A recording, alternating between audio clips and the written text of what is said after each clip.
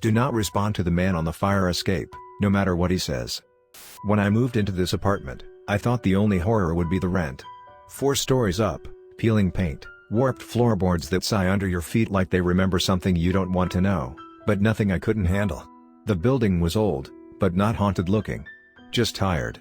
Like a man who'd lived a hard life but was too proud to say so. The day I moved in, I met a few neighbors, mostly quiet types. Smiled, nodded, and shuffled back into their units. Only one person lingered, Ms. Cortez, the older woman in 4B.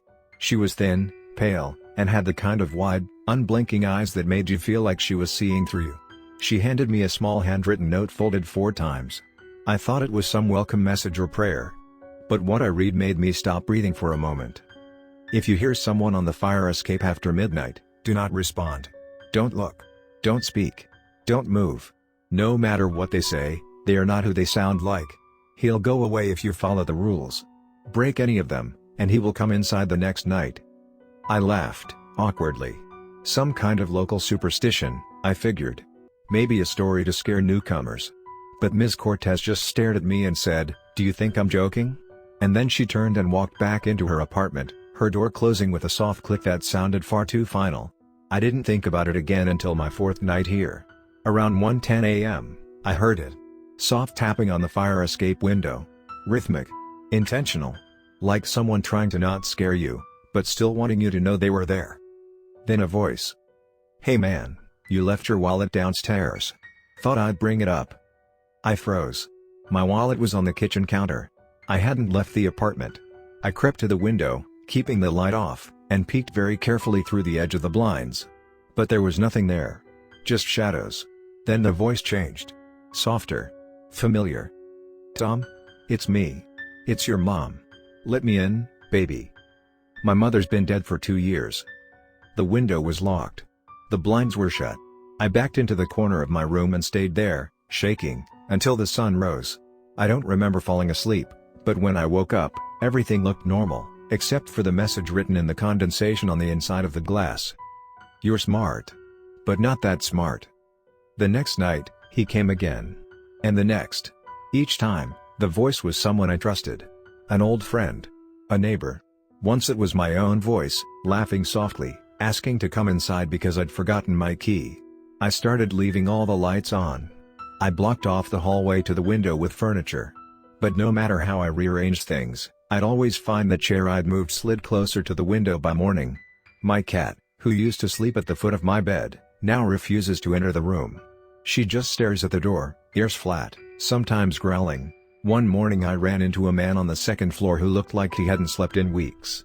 He told me, quietly, like he was afraid to say too much, that the man on the fire escape comes to everyone eventually. Not right away. Not all at once. But if you live here long enough, he'll find you. He talks in voices you miss, he said, eye starting. If you speak back, he knows he has you. I asked him if anyone had ever beaten him. He didn't answer. Just looked down and muttered, "No one beats him. You only last longer." Then, last week, something changed. The knocking got louder. The whispers became full conversations, detailed, intimate, like the thing out there knew everything about me. My childhood. Regrets. Names I hadn't said out loud in years. He told me he knew where my father was buried. That he could let me speak to him again, for just one word. Just one answer. But I said nothing. And that silence felt like the hardest thing I've ever done. 2 nights ago, I heard screaming. Ms. Cortez. Her voice rose in a panic, shrill and terrified, from the other side of our shared wall. Thumps. Shouts. Then. Nothing. Just a final crash of glass. Her apartment is silent now. Her windows are boarded up from the inside. Her name isn't on the buzzer anymore. The landlord says there's no one in 4B, that it's been vacant for years. But I still hear something scratching behind the shared wall. Something pacing. Waiting. And last night, the man on the fire escape knocked on my bedroom door. Not the window. The door. Inside the apartment. His voice was soft, calm. Almost friendly. "You've done well, Tom. But rules are meant to be broken eventually." I didn't answer. I didn't move. But I could feel it, the heat of his breath against the gap under the door. I'm writing this now in the last hours before midnight. I've sealed the windows. Moved my bed to the hallway. Put salt across the thresholds and drawn markings from Miss Cortez's old note. But I don't know if it will be enough. He's getting smarter. Louder. Closer. And my name is the only one still on this floor. So if you move into a building like mine, and someone gives you rules that sound insane, follow them. Treat them like gospel. Write them in blood if you have to. Because the thing on the fire escape isn't some urban myth. He's real. And he's always knocking. It's not just at night anymore. I used to have the comfort of daylight. The soft hours between dawn and dusk when the silence felt clean, when windows were just windows, and the door was just a door. But now, he knocks in the morning. Once at 6:12 a.m., sharp, deliberate, while I was brushing my teeth. Again at noon, during a video call with my manager, so loud I had to mute my mic. He's getting bolder. Louder. Hungrier. I used to wonder what he looked like. But now I see shapes. Reflections and surfaces that shouldn't reflect. His outline in the microwave door, standing behind me. His long, spindly shadow in the reflection of my phone screen. Always slightly warped. Slightly wrong. The limbs don't bend like ours do. His arms are too long. His fingers taper to fine points like the ends of metal wires. His face, if you can call it that, has no eyes. No mouth. Just a stretch of pale, gray skin that tightens and pulses as he speaks. Sometimes I hear him whispering to someone else, someone in the walls or beneath the floorboards. His voice takes on a wet, gurgling quality, like he's speaking through water or meat. I don't know who he talks to, but I hear laughter now. Not his, others. More voices. Some sound like mine. He's not alone anymore. 3 nights ago, the man in 3C knocked on my door. He was pale, sweat-drenched, shaking like a fevered dog. He said, I looked, man. I'm sorry. He was my kid. He sounded like my kid. I pulled him inside, locked the door, and we sat for hours just listening. He told me the voice offered him forgiveness, for things no one else should have known. He cried for hours. That night, he begged to stay.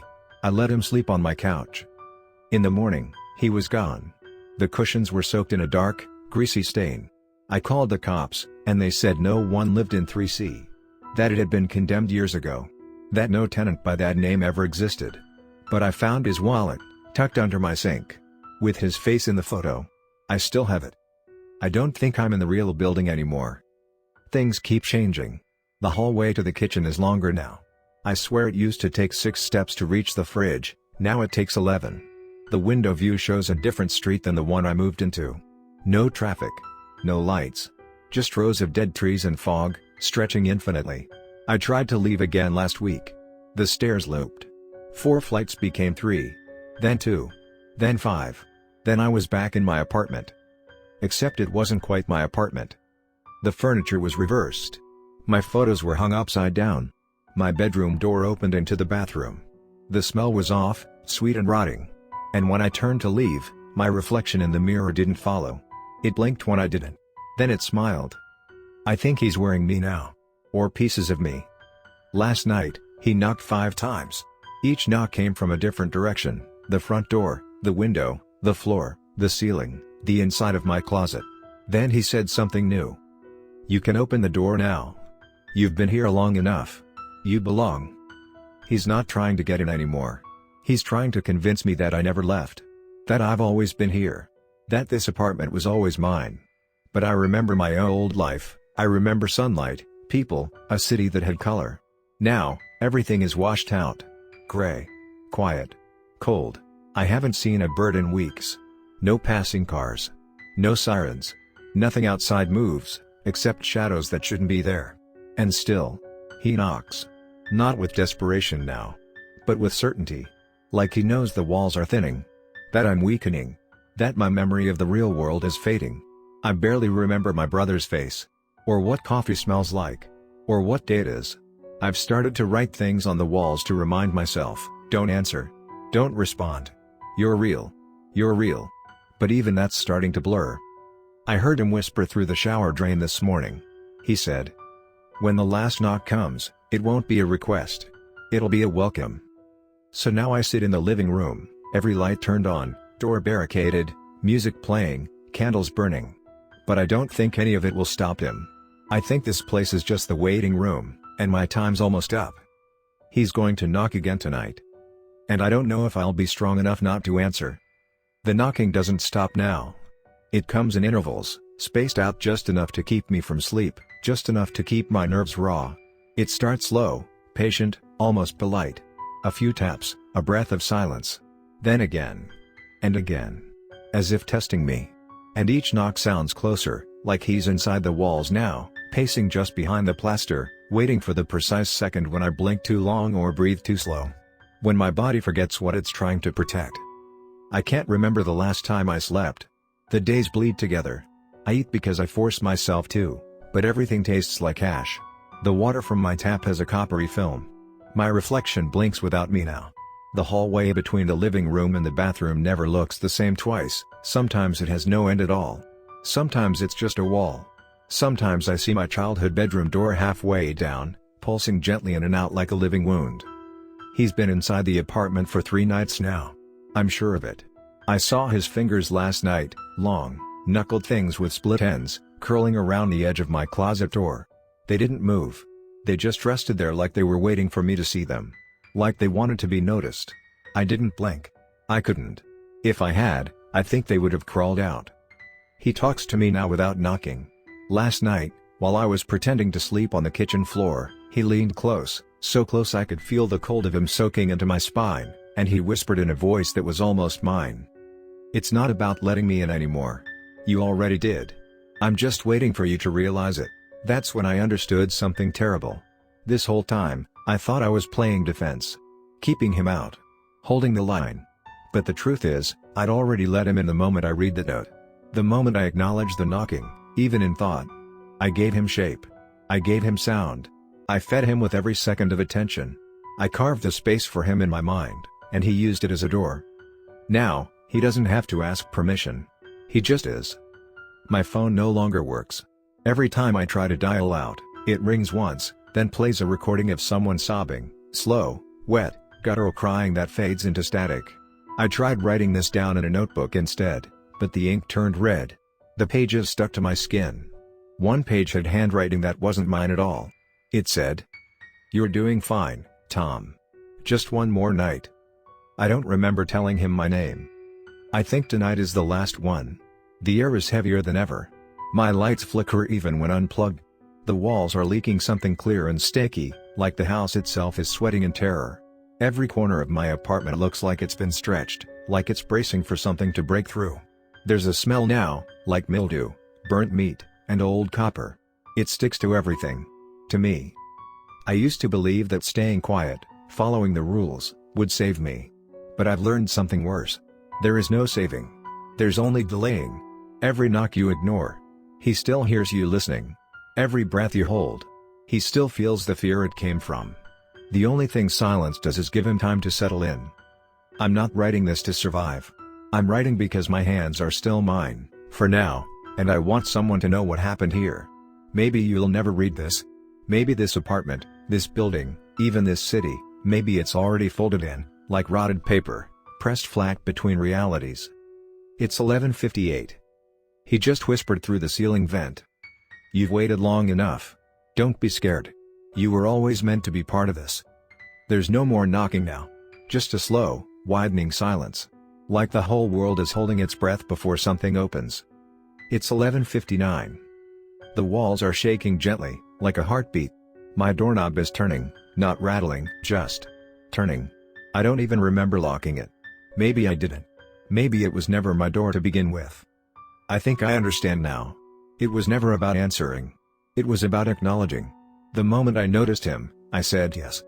It's midnight. He's here. And the door is open.